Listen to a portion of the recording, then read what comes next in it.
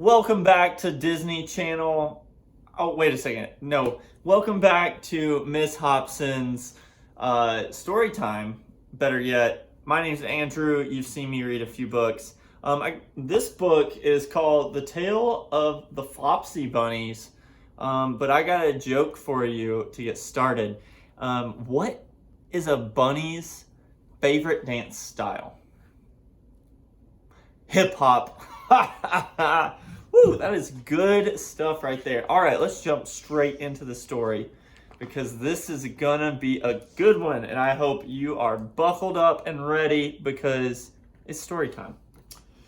It is said that the effect of eating too much lettuce is soporific. Pause. Soporific means to become sleepy. I've never felt sleepy after eating lettuces, but then I am not a rabbit. They certainly had a very soporific effect upon the Flopsy Bunnies. When Benjamin Bunny grew up, he married his cousin Flopsy. They had a large family and they were very improvident and cheerful. I do not remember the separate names of their children. They were generally called the Flopsy Bunnies.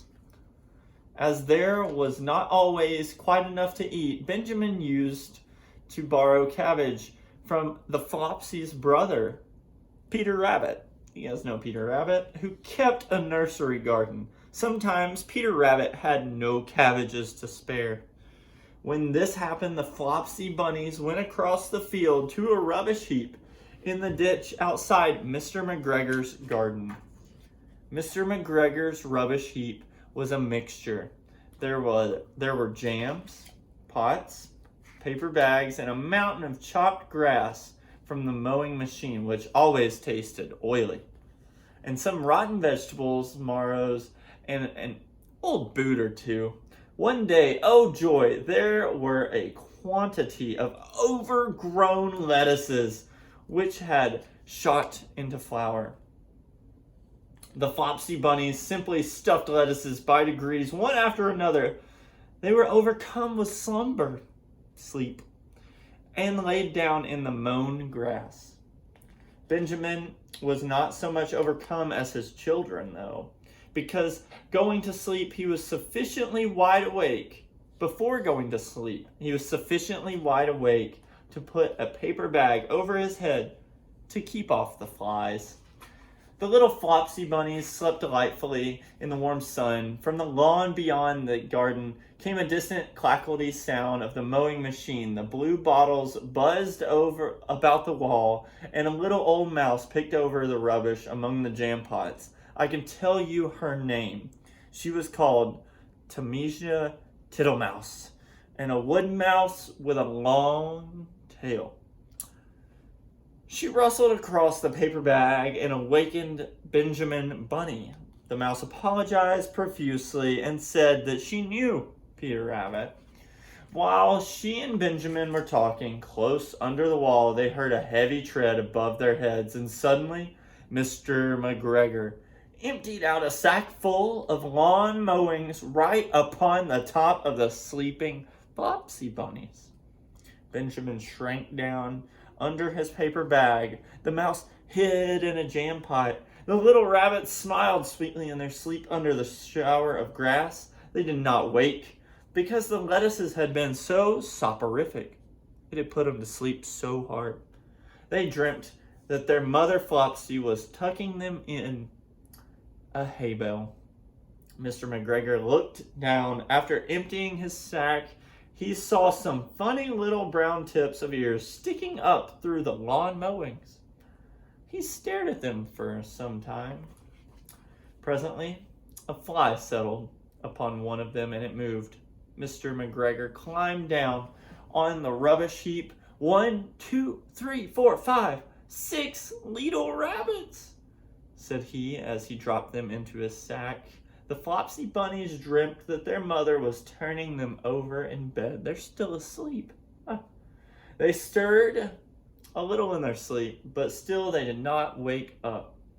Mr. McGregor tied up the sack and left it on the wall. He put away the mowing machine. While he was gone, Mrs. Flopsy Bunny, who had remained at home, came across the field. She looked suspiciously at the sack and wondered where everybody was. Then the mouse came out of her jam pot, and Benjamin took the paper bag off his head, and they told the doleful tale, the horrible tale.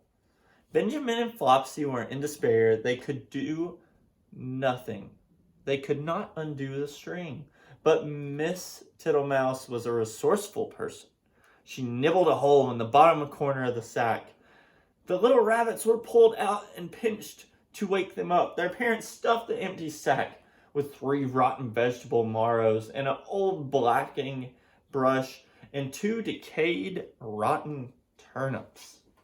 Then they all hid under a bush and watched Mr. McGregor.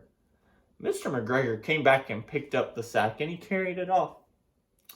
He carried it hanging low as if it were rather heavy. The Flopsy Bunnies followed at a safe distance.